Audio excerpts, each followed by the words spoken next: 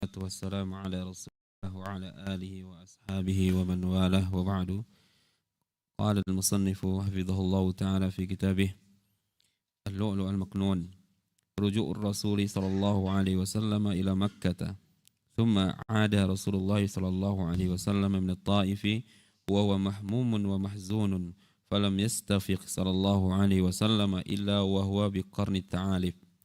روى الشيخان في صحيحيهما عن عائشة رضي الله عنها أنها قالت للنبي صلى الله عليه وسلم: هل أتى عليك يوم كان أشد من يوم أحد؟ قال: لقد لقيت من قومك ما لقيت، وكان أشد ما لقيت منهم يوم العقبة إذ أردت نفسي بني عبد بليلة عبدي يا ليلى ابن عبد كلال، فلم يجبني إلى ما أردت، فانطلقت وأنا محموم على وجهي، فلم أستفق إلا وأنا بقرن ثعالب، فرفعت رأسي فإذا أنا بسحابة قد أضلتني، فنظرت فإذا فيها أضلتني فنظرت فإذا فيها جبريل فناداني فقال: إن الله قد سمع قول قومك لك وما ردوا عليك، وقد بعث الله إليك مالك الجبال لتأمره بما شئت فيهم. فناداني ملك الجبال فسلم علي ثم قال: يا محمد، فقال ذلك فيما شئت، إن شئت أن أطبق عليهم الأخشبين. فقال رسول الله صلى الله عليه وسلم: بل أرجو أن يخرج الله من أصلابهم من يعبد الله وحده لا يشرك به شيئا. بسم الله الرحمن الرحيم. الحمد لله رب العالمين، والعاقبة للمتقين، فلا عدوان إلا على الظالمين. أما بعد، الإخوة الكرام, melanjutkan sirah Rasulullah sallallahu alaihi wasallam. Pada kesempatan yang lampau kita telah menyebutkan bagaimana upaya Nabi sallallahu alaihi wasallam untuk berdakwah manakala beliau tak mampu menyebarkan Islam di Makkah, maka beliau pergi menuju Taif. 1,5 jam perjalanan naik mobil dari Mekah ke Taif, ya, sekitar 80 km. Dan Nabi yang mulia sallallahu alaihi wasallam mendatangi pembesar-pembesar Taif, mendakwahi mereka kepada Islam, dan agar merahasiakan kedatangan beliau bila mana mereka tidak ingin menerima Islam. Namun mereka bocorkan rahasia Nabi, bahkan mereka memerintahkan wanita-wanita, ya, anak-anak kecil, budak-budak untuk melempari Nabi sallallahu alaihi wasallam. Maka penuh dengan kerikil memenuhi jalan-jalan di mana Nabi berjalan, mereka lempari kaki Nabi hingga berdarah. Maka Nabi berlari sallallahu alaihi wasallam hingga satu tempat yang bernama Qarn Tha'alib. Ya, berkata pengarang kitab kita, kemudian Rasulullah kembali dari Taif dalam keadaan galau, sedih, dan dia tak sadar dia telah tiba di suatu tempat namanya Qarn Tha'alib. Sekarang disebut dengan nama Qarn Manazil, miqatnya penduduk Jeddah dan sekitarnya kalau mereka ingin melaksanakan ibadah haji dan umrah. Imam Al-Bukhari dan Muslim meriwayatkan dalam kitab keduanya, sahih keduanya, dari Aisyah radhiyallahu anha, dia pernah bertanya kepada Nabi SAW, ya Rasulullah, pernahkah datang kepadamu hari yang begitu dahsyat, lebih daripada deritamu di perang Uhud? Ya, Ibunda Aisyah bertanya kepada Nabi tentang penderitaan dalam dakwah. Apakah ada yang lebih dahsyat daripada hari Uhud? Karena pada perang Uhud kita ketahui kaum muslimin banyak yang terbunuh, bahkan Nabi juga terluka. Nabi masuk ke dalam lubang, ya, 70 orang sahabat-sahabat gugur dalam keadaan syahid. apakah ada hari yang lebih dahsyat melebihi hari Uhud? Kata Nabi SAW, aku telah mendapatkan berbagai macam bentuk keburukan dari kaummu. Ya. Dan yang paling parah bagiku adalah pada hari Aqabah, tatkala aku telah menawarkan diriku kepada mereka, kepada suku Ibnu Abdi Yalail bin Abdi Kulal, namun mereka tidak memenuhi seruanku. Maka aku pun berangkat, bertolak, pergi dalam keadaan galau, bersedih, dan aku tak sadar kecuali aku telah tiba di tempat namanya Qarn Sa'adib. Kulihat dan kuangkat kepalaku ke atas, kulihat awan yang telah menaungiku, dan kulihat lagi ternyata ada Jibril, dan dia mengatakan, menyeruku, ya Muhammad, sesungguhnya Allah telah mendengar ucapan kaummu kepadamu, ya, dan mendengar apa yang mereka dustakan atas risalahmu. Dan ini Allah telah mengutus bersamaku malaikat gunung agar engkau perintahkan dia semaumu. Maka ketika itu malaikat gunung pun menyeruku dan mengucapkan salam atasku. Dia berkata, wahai Muhammad, semuanya kembali kepada keinginanmu, kehendakmu. Jika engkau mau, akan kuangkat 2 gunung besar di negeri Mekah, akan kutimpakan kepada mereka. Ya. Maka Rasulullah menjawab, tetapi yang kuharapkan semoga Allah mengeluarkan dari keturunan mereka orang-orang yang menyembah Allah Subhanahu wa taala semata dan tidak menyekutukannya dengan apapun. Ini menunjuk betapa rahmatnya Nabi, menunjukkan betapa rahmatnya Nabi kepada manusia. Nabi tak ingin mereka disiksa, diazab lantaran menerima, lantaran menolak dakwahnya. Nabi berharap kepada Allah semoga Allah keluarkan dari mereka generasi-generasi yang beriman kepada Allah, yang menyembah Allah Subhanahu wa taala. Dan akhirnya Allah kabulkan doa Nabi sallallahu alaihi wasallam. Naam. Qultu وقد استجاب الله تعالى دعوة النبي صلى الله عليه وسلم في هؤلاء الكفار فأخرج من صلب أبي طالب علي بن أبي طالب رضي الله عنه وجعفر بن أبي طالب رضي الله عنه وأخرج من صلب أبي جهل إكرمة بن أبي جهل رضي الله عنه وأخرج من صلب الوليد بن المغيرة خالد بن وليد رضي الله عنه وأخرج من صلب العاص بن وائل أمر بن العاص رضي الله عنه وأخرج من صلب المطعم بن عدي جبير بن مطعم رضي الله عنه وغيرهم كثير الذين خرجوا من أسلاب هؤلاء الكفار. Berkata pengarang kitab kita Rashid Al-Anazi, maka Allah mengabulkan doa Nabi SAW. Nabi berharap agar Allah tidak menjatuhkan atas mereka azab, tapi mengeluarkan dari tulang sulbi mereka generasi yang beriman kepada Allah. Allah kabulkan doa Nabi, maka Allah keluarkan dari tulang sulbi Abi Talib, anaknya Ali bin Abi Talib, ayahnya kafir, anaknya beriman. Dan mengeluarkan dari Abu Talib juga Ja'far bin Abi Talib. Kemudian Allah keluarkan dari tulang sulbi Abu Jahal, putranya Ikrimah bin Abi Jahal, yang akhirnya beriman kepada Nabi SAW. Ya. Kemudian Allah keluarkan dari tulang sulbi Al-Walid bin Mughirah, putranya Khalid bin Al-Walid. Dan Allah keluarkan dari tulang sulbi Al-As bin Wa'il, putranya Amr bin As.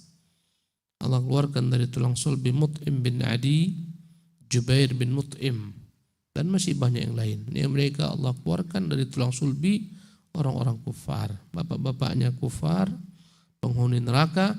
Allah keluarkan dari mereka generasi yang beriman kepada Allah Subhanahu wa taala. Ya, dan Allah kabulkan doa Rasulullah terhadap Taif. Manakala mereka begitu dahsyatnya memerangi Nabi di Taif, Nabi ditawarkan untuk menimpakan bagi mereka gunung. Nabi SAW menolak, berharap agar mereka mendapat petunjuk. Maka dikatakan ahlu sejarah, tatkala Rasulullah wafat, ketika bangsa Arab murtad berbondong-bondong mereka meninggalkan Islam, Maka orang-orang di Taif, Thaqif, mereka lah yang tetap istiqamah di atas Islam, memerangi kaum murtadin bersama Abu Bakar Siddiq radhiyallahu anhu Allah. Naam.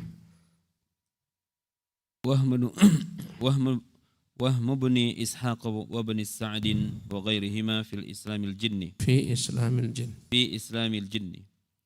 ذكر ابن إسحاق وابن سعد وابن القيم في زاد المعاد أن سماع الجن قراءة النبي صلى الله عليه وسلم أول مرة وإسلامهم كان عندما رجع رسول الله صلى الله عليه وسلم من الطائف حين بات بنخلة وهذا فيه النظر فإن استماعهم له صلى الله عليه وسلم كان في ابتداء المبعث كما ذكرنا ذلك فيما تقدم. Kemudian disebutkan oleh pengarang kitab kita kekeliruan Ibnu Ishaq, Ibnu Sa'ad dan lain-lainnya yang menceritakan bagaimana bangsa jin memeluk Islam. Ibnu Ishaq, Ibnu Sa'ad, Ibnu Qayyim menyebutkan bahwa jin mendengarkan bacaan Nabi SAW di awal keislaman mereka tatkala Rasulullah pulang dari Taif. Tatkala Rasulullah menginap satu tempat namanya Nakhlah. Maka pendapat ini menurut beliau perlu diteliti ulang. Karena yang lebih tepat mendengarnya jin bacaan Nabi SAW sebelum Rasulullah SAW hijrah. Sebagaimana disebutkan sebelumnya. Naam. دخول الرسول صلى الله عليه وسلم مكة في جوار المطعم ابن عدي ثم قدم رسول الله صلى الله عليه وسلم مكة وقومه أشد ما كانوا عليه من خلافه وفراق دينه فلما أراد الرسول صلى الله عليه وسلم دخول مكة قال له زيد بن حارثة رضي الله عنه كيف تدخل عليهم وهم أخرجوك فقال صلى الله عليه وسلم يا زيد إن الله جاعل لما ترى فرجا ومخرجا وإن الله ناصر دينه ومخرجا وإن الله ناصر دينه ومظهر نبيه ثم انتهى رسول الله صلى الله عليه وسلم إلى حراء فبعث رجلا من خزاعة هو عبد الله ابن أريقط إلى الأخنس ابن الشريك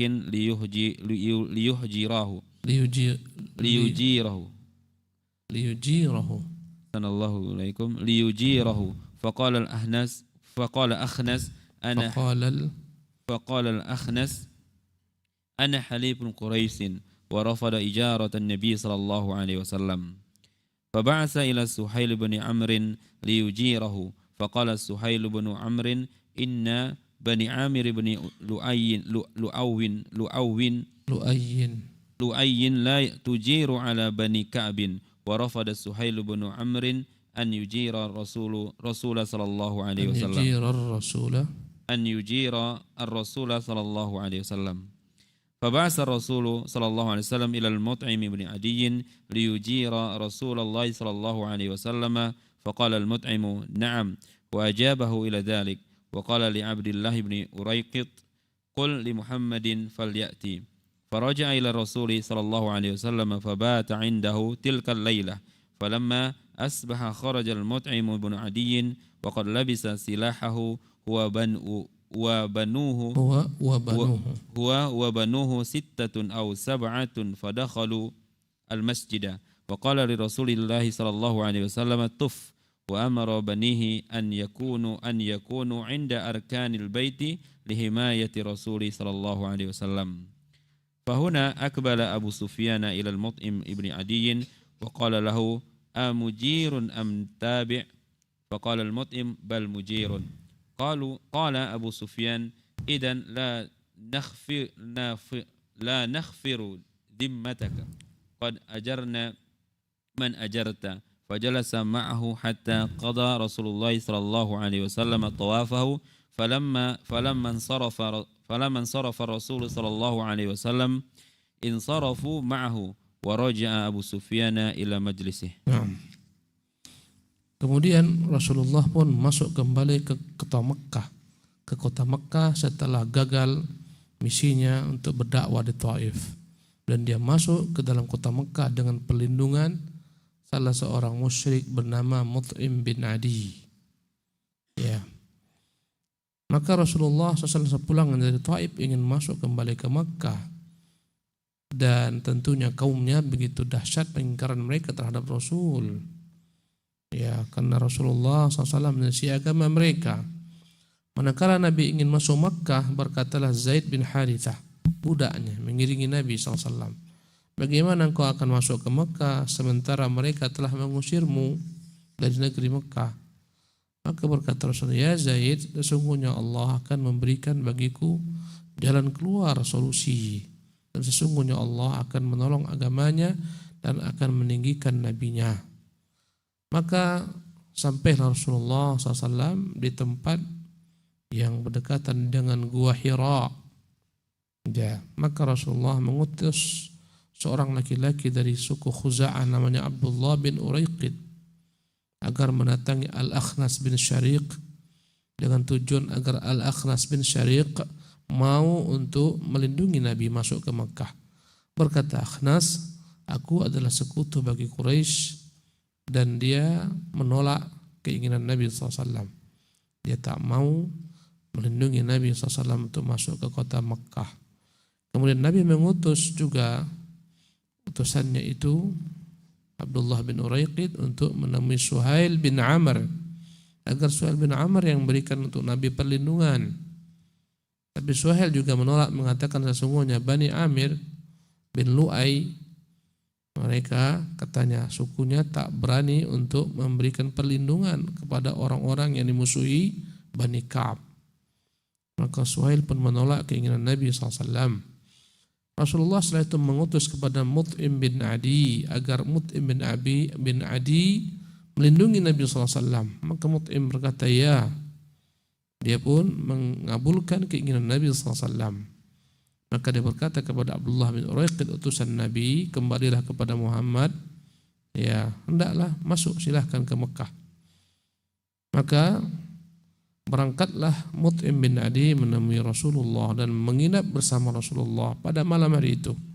Di pagi harinya keluarlah Mut'im bin Adi membawa Rasulullah, dan dia telah bersiap dengan segala senjatanya dan dengan seluruh putra-putranya dan dengan suku-sukunya, ya, sekitar 7 atau sampai 8 orang, 6 sampai 7 orang.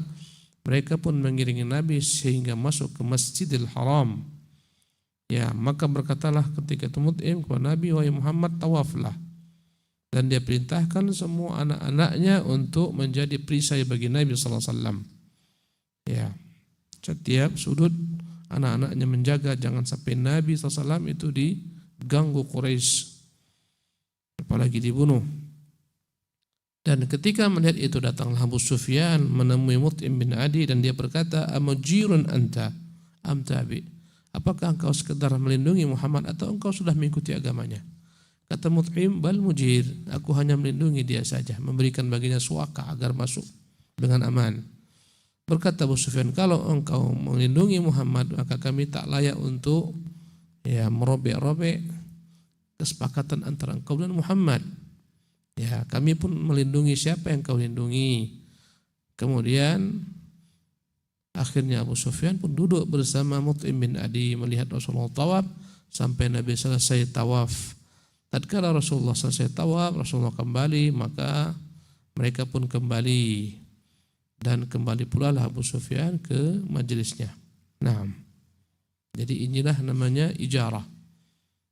Dalam bangsa Arab ada namanya ijarah. Ijarah adalah seseorang yang kuat, memiliki pengaruh, melindungi seseorang dari orang lain. Namanya ijarah. Kalau sekarang namanya suwakah. Orang-orang yang dicari-cari satu tempat, mencari perlindungan ke negeri lain, dan di sana dilindungi. Nah, Ahsanallahu ilaikum. Wafa'u Rasul sallallahu alaihi wasallam lil Mut'im bin Adi. ولهذا الصنيع الذي فعله المطعم بن عدي قال رسول الله صلى الله عليه وسلم في أسارى بدر لو كان المطعم بن عدي حيا ثم كلمني في هؤلاء اثنتان وهؤلاء نتنا لتركتهم له. قال الحافظ في الفتح أي بغير فداء. ثم ذكر الحافظ سبب تركهم له من أن المطعم بن عدي كان من أشد من قام في نقص الصحيفة التي كتبتها قريش على بني هاشم ومن معهم من المسلمين حين حصروهم في الشعب. والسبب الثاني إجارته للنبي صلى الله عليه وسلم عندما أراد دخول مكة عندما رجع من الطائف صلى الله عليه وسلم. قال الرزقاني رحمه الله تعالى: وهذا من شيامه رسول الله صلى الله عليه وسلم الكريمة تذكر وقت النصر وظفر للمطعم بن عدي هذا الجميل. Wafa'ur Rasul SAW Mut'im bin Adi. Ya, Nabi SAW ingin membalas jasa Mut'im bin Adi. Karena perbuatan Mut'im bin Adi yang melindungi Nabi ketika masuk Mekah, maka Rasulullah SAW ketika pecah perang Badar dan memenangkan pertempuran melawan Quraisy, 70 orang mereka terbunuh, 70 orang pembesar mereka tertawan. Berkata Rasulullah SAW, "Lau kana al-Mut'im bin Adi hayyan," sekiranya Mut'im bin Adi masih hidup, thumma kallamani fi haula'i natna, sekiranya dia berbicara kepadaku untuk melepaskan semua orang-orang yang najis ini, tawanan perang ini, la taraktuhum lahu, kan kubebaskan semua mereka. Kata Nabi, sekiranya Mut'im masih hidup, dia minta kepadaku agar semuanya kubebaskan, kubebaskan. Berkata Al-Hafidh dalam kitabnya Al-Fathul Bari, maksudnya dibebaskan tanpa dengan tebusan. Kemudian Al-Hafidh menyebutkan sebab mengapa Nabi SAW ingin meninggalkan mereka. Ya, karena diantaranya Mut'im bin Adilah salah seorang dari tokoh-tokoh Quraisy yang ingin untuk merobek-robek kesepakatan yang tak layak dilakukan mereka untuk mengembargo kaum muslimin 3 tahun dalam lembah. Sebagaimana kita telah pelajari sebelumnya, sepakat Quraisy memboikot Nabi dan kaum muslimin serta Bani Hashim, tidak berjual beli, tidak bertransaksi apapun, bahkan mereka menghalangi makanan sampai ke mereka, sehingga di mana-mana kelaparan terjadi. Ya, maka Mut'imlah salah satu daripada beberapa orang yang mereka keinginan keras, mereka bahkan bersepaham untuk merobek-robek surat yang dibuat zalim tersebut, dengan kezaliman digantungkan di Ka'bah. Bagaimana kita telah pelajari sebelumnya, ternyata surat tersebut sudah tak lagi ada, tak bersisa kecuali bacaan Allahumma, sudah dimakan oleh rayap. Ya, sebagaimana Nabi katakan bahwasanya surat tersebut sudah tak ada lagi. Ya, dia menteranya adalah Mut'im bin Adi. Dan sebab yang kedua, kenapa Rasulullah ingin memberi balasan kepada Mut'im bin Adi? Karena dia telah melindungi Nabi ketika masuk ke kota Makkah, ketika pulang dari Taif. Berkata Zarqani rahimahullah, ini menunjukkan akhlak Nabi yang mulia, yang selalu ingat, ya, manakala dia Allah menangkan, ingat terhadap orang-orang yang pernah berjasa kepadanya. Di antaranya adalah Mut'im bin Adi, dan ingin memberikan balasan kepada mereka. Sebagaimana pula terjadi ketika meninggal Abdullah bin Ubay bin Salul, pemimpin kaum munafikin, maka putranya yang beriman namanya Abdullah meminta kepada Nabi agar Nabi menghadiahkan baju beliau yang dipakai beliau untuk ayahnya, dengan harapan semoga bisa melindungi ayahnya daripada azab Allah. Maka Rasulullah berikan baju kepada putra Abdullah bin Ubay bin Salul, maka putranya pakaikan kepada Abdullah ayahnya. Itulah menjadi kain kafannya, baju Nabi SAW. Ya, padahal tak berguna karena Abdullah bin Ubay bin Salul pemimpin munafik. Tapi Nabi SAW ingin memberi balasan kepada Abdullah bin Ubay bin Salul. Mengapa? Karena ketika tertawan pasukan perang Badar oleh Rasulullah dan para sahabat, maka paman Nabi SAW Abbas pun tertawan karena dia dipaksa orang Quraisy keluar bersama mereka untuk memerangi kaum muslimin. Maka Nabi pesankan kepada para sahabat untuk tidak membunuh Abbas, pamannya, karena dia dalam keadaan terpaksa keluar. Ketika Abbas tertawan, maka ketika itu ya Abbas tak memiliki pakaian. Karena Abbas tak memiliki pakaian, Abdullah bin Ubay bin Salul yang menghadiahkan pakaian untuk Abbas. Maka Nabi ingin membalas hal tersebut. Maka Rasulullah berikan pakaian kepada putranya Abdullah. Begitulah Nabi SAW selalu mengingat kebaikan yang perbuat orang kepadanya dan ingin membalasnya. Nah, استهزاء أبي جهل لعنه الله. وقد أراد أبو جهل لعنه الله تعالى أن يستهزئ بالرسول صلى الله عليه وسلم كيف يحتاج نبي إلى جوار، وكأنه يتساءل لما لم تنزل الملائكة لحفظه صلى الله عليه وسلم. فقال لعنه الله لما رأى الرسول صلى الله عليه وسلم دخل المسجد الحرام والمشركون عند الكعبة: هذا نبيكم يا بني عبد مناف. فرد عليه عتبة بن ربيعة وقال: وما تنكر أن يكون منا نبي أو ملك؟ فلما سمعهم رسول صلى الله عليه وسلم أتاهم فقال: أما أنت يا عتبة بن ربيعة فوالله ما حميت لله ولا لرسوله ولكن حميت لنفسك.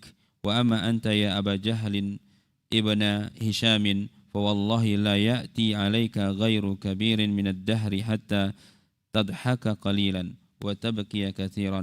وأما أنتم يا معشر الملاء من قريش فوالله لا يأتي عليكم غير كبير من الدهر حتى تدخلوا فيما تنكرون وأنتم كارهون. Abu Jahal melecehkan Nabi SAW dan menghina Nabi SAW ketika masuk minta perlindungan Mut'im bin Adi.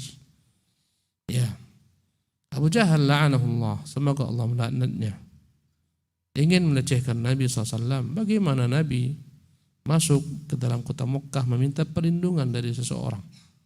Ya, seolah-olah dia mengatakan, kalau benar kau Nabi, kenapa tak kau bawa malaikat? Kenapa minta perlindungan manusia? Kenapa tak malaikat kau turunkan untuk menjagamu? Ya, maka ya, tatkala Rasulullah SAW masuk ke Masjidil Haram, dia tertawa terkekeh-kekeh melecehkan Nabi, sementara orang-orang musyrik ada di sisi Ka'bah, dan dia berkata di hadapan mereka semua, inilah Nabi kalian wahai Banu Abdi Manaf. Ya, wahai Bani Abdi Manaf, inilah Nabi kalian. Masuk minta perlindungan orang. Maka Utbah bin Rabi'ah, ya, dan dia ketika itu musyrik, merasa terganggu karena disebutkan kakek moyang mereka Abdul Manaf. Inilah Nabi kalian wahai Abdul Manaf, wahai keturunan Abdul Manaf. Maka Utbah bin Rabi'ah menjawab, wa ma tunkiru an yakuna minna nabiyyun aw malakun. Mengapa kau mengingkari jika Allah kirimkan dari kami, dari keturunan Bani Abdi Manaf, Nabi, atau Allah turunkan malaikat? Ya, maka Utbah membantah Abu Jahal. Tatkala Rasulullah mendengar mereka, datanglah Rasulullah menemui mereka dan dia berkata, ya Utbah bin Rabi'ah, demi Allah sesungguhnya engkau tidaklah dalam membela Allah dan membela Rasulnya dengan ucapanmu ini, tapi engkau membela karena kesukuanmu, karena sukumu. Karena Abdul Manaf adalah merupakan kakek Rasulullah dan kakek Utbah bin Rabi'ah. Ya, Rasulullah keturunannya Rasulullah bin Abdullah bin Abdul Muttalib bin Qusay bin Kilab. Ya. Bin Murrah bin Ka'ab bin Lu'ay dan seterusnya. Ya, mereka bertemu di Abdul Manaf. Kata Nabi, sesungguhnya ucapanmu ini bukan karena ikhlas. Kau karena merasa terganggu, terlecehkan sukumu, bukan karena Allah. Adapun engkau wahai Abu Jahal bin Hisham, demi Allah, tak lama lagi masanya akan datang kepadamu zaman di mana engkau tertawa sedikit dan engkau akan menangis yang banyak. Ya, wahai kalian pembesar-pembesar Quraisy, demi Allah, tak lama lagi datang masanya kalian akan masuk ke dalam agama yang kalian ingkari ini, dan kalian sekarang tak senang dengannya.